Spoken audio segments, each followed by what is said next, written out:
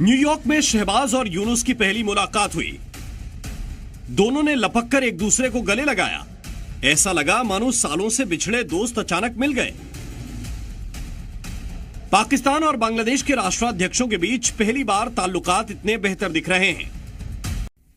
भारत के दो पड़ोसी देशों के चीफ की विदेश में पहली मुलाकात हुई।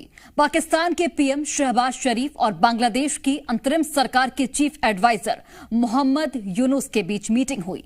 दोनों ने एक दूसरे को गले लगाया। पहली बार इन देशों के प्रधान इस तरह से मिले हैं। अस्सलाम वालेकुम नाज़रीन का मैं सलीम मेवान हूं और हाजिर हूं एक नई वीडियो लेके आपके सामने। नाज़रीन का यूनाइटेड नेशन में बहुत सारे ममालिक के सरबराहान ने तकारीर की और अपने ममालिक के जो हालात थे, वाक़यात थे, उन पर रोशनी डाली। पाकिस्तान के वज़ीर-ए-आज़म भी शहबाज शरीफ साहब भी वहाँ पे मौजूद थे। तकारीर के अलावा नाज़रीन का जो साइड लाइन पे जो मुलाकातें हुई हैं वो भी काफ़ी अहमियत की हामिल है। और इसी तरह हमारे जो वज़ीर-ए-आज़म साहब थे उनकी साइड लाइन पे जो बांग्लादेशी चीफ एग्जीक्यूटिव हैं मोहम्मद यूनुस साहब, उनके साथ मुलाकात हुई है। और ये मुलाकात जो है वो पूरे वर्ल्ड में काफ़ी मशहूर हुई है और ख़ास तौर पे इंडियन मीडिया में इसका बहुत चर्चा है।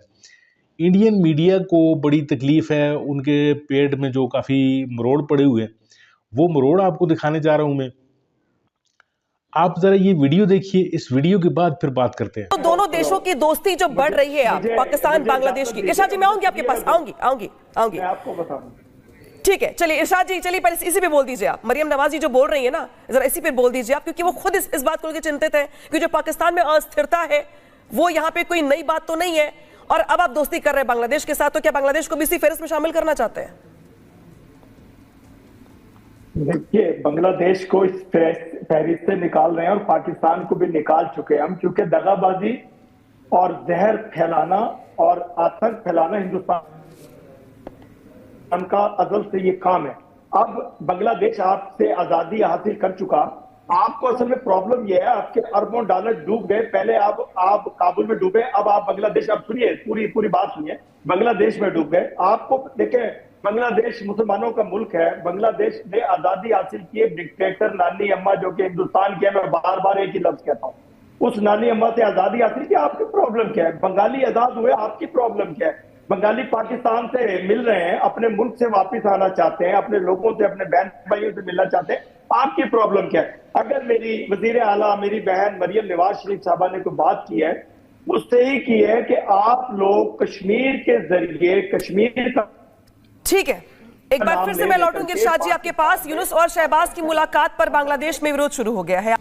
अच्छा अनामिका जी, एक बड़ी एस्टेब्लिश बात है कि आप जो है अपने दोस्त तो चेंज कर सकते हैं, अपना नेबर नहीं चेंज कर सकते हैं।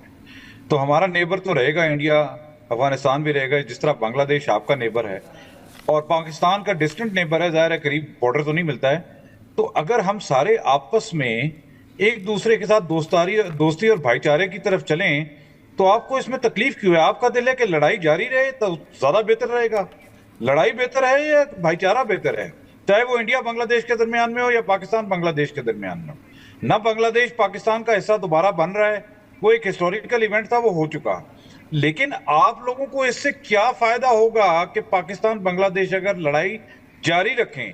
ठीक है, कर्नल शैलेंद्र, मैं आपके पास लौटूंगी, लेकिन रॉबी सचदेवा जी जो ये कह रहे हैं कि वहां का मुल्क ये चाहता है, लोग ये चाहते हैं, लेकिन नौजवान जो वहां के हैं वो ये तो उनकी पोल खोल रहे हैं कि वहां के नौजवानों के मन में क्या चल रहा है।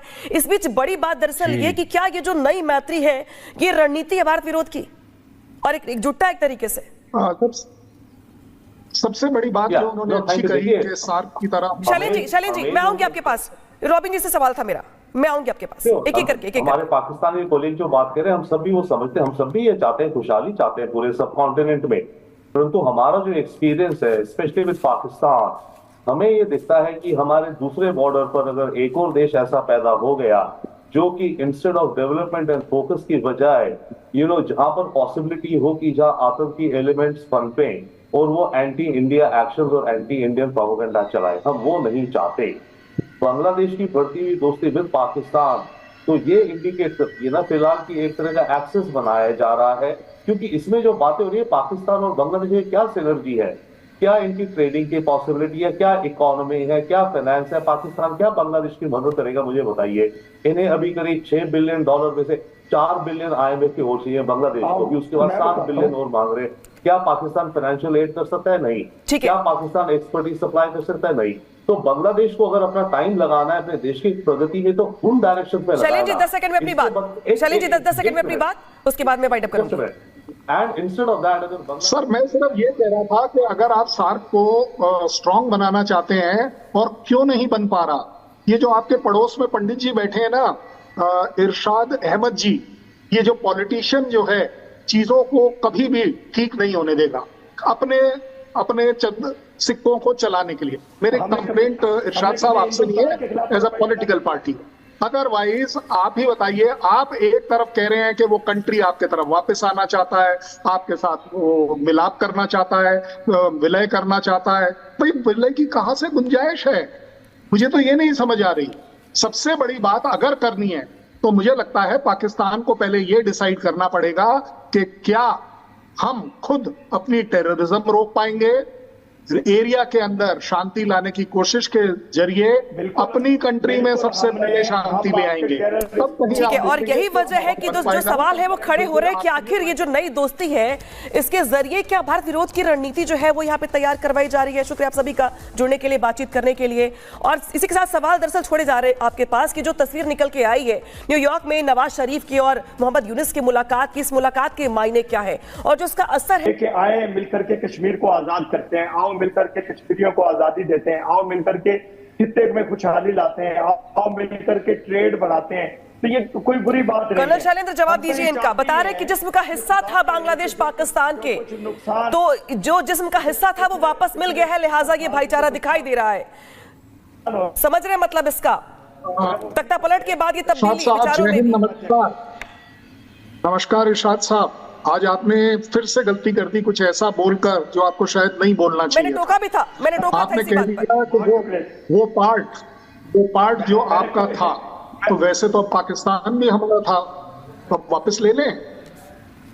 POK भी हमारा था, वापस ले लें। नहीं इरशाद साहब, ऐसे काम नहीं होता। हिंदुस्तान अब आप बोल रहे हैं सालों देखो बीच में कौन बोला? अब बीच में कौन बोला? इरशाद जी सुन लीजिए, मैं आपके पास आऊंगी। इरशाद साहब, आपके साथ मेरी बड़ी अच्छी पटती है इस बात पर कि हम एक दूसरे को सुन सकते हैं कम से कम। तो सबसे बड़ी बात, अगर आप ऊपर चल पड़े कि किसका क्या था, तो फिर तो साहब आपके लिए थोड़ा कष्ट हो जाएगा, क्योंकि फिर तो हमें सबको अपने पास वापस ले लेना चाहिए। आपके शब्दों को मैं इंटरप्रेट कर रहा हूँ।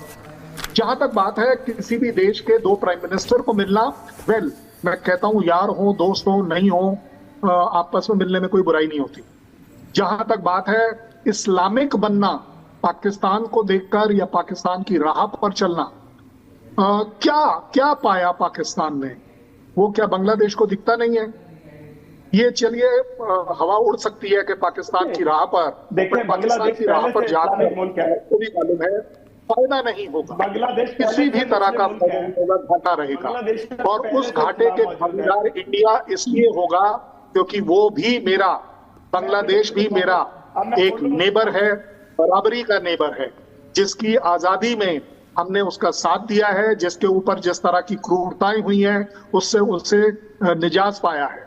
ज्यादा बड़ी बात ये नहीं है, ज्यादा बड़ी बात यहाँ पर आती है कि क्या बांग्लादेश अपने लिए अच्छा कर रहा है। अगर वो पाकिस्तान की राह पर है तो क्या वो टेररिज्म का टैग चाहता है? अगर वो पाकिस्तान की राह पर है तो क्या वो वापस FATF की तरफ बढ़ना चाहता है? या अगर वो पाकिस्तान की राह पर है तो वो इकोनॉमिक ब्रेकडाउन चाहता है, पुअर इंफ्रास्ट्रक्चर चाहता है, पढ़ाई लिखाई कम चाहता है, हॉस्पिटल इत्यादि जो इंफ्रास्ट्रक्चर है वो नहीं चाहता है। चॉइस उनकी अपनी है। सो मुझे लगता है अगर मैं आपसे थ्योरेटिकली भी पूछ लूं ना कि क्या आप बांग्लादेश को मैनेज कर पाओगे अपनी इकोनॉमी में, आपको मालूम है सवाल का जवाब। लेकिन सवाल साथ ही में जांजवा जी ये भी है, यासिर जांजवा जी ये भी है कि क्या ये मान लिया जाए अब कि जो तख्ता पलट हुआ बांग्लादेश में, उसके पीछे की जो स्क्रिप्ट थी, जो पूरा का पूरा ब्लूप्रिंट था, फुटप्रिंट था, वो तैयार किया गया पाकिस्तान में बैठ के? इसके कारण भी गिनवा दूंगी मैं भी कुछ देर में। अनामिका जी बहुत शुक्रिया, आपने मुझे इनवाइट किया। पहली तो बात यह है कि आप लोगों का ये बुखार क्यों नहीं उतरता है कि पाकिस्तान बैठ के बांग्लादेश में ऑर्केस्ट्रेट कर रहा है कुछ। ये बांग्लादेश का अंदरूनी मामला है, आप बंगालियों को डील करने दें। कर्नल साहब आप बिल्कुल, आप कर्नल शैलेंद्र आप हौसला कर लीजिए।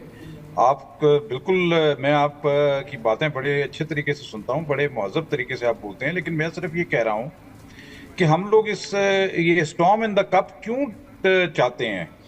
एक पाकिस्तान का प्राइम मिनिस्टर यूएन के इजलास में गया हुआ है, आपके एक डिप्लोमेट यहाँ पे बैठे हुए हैं।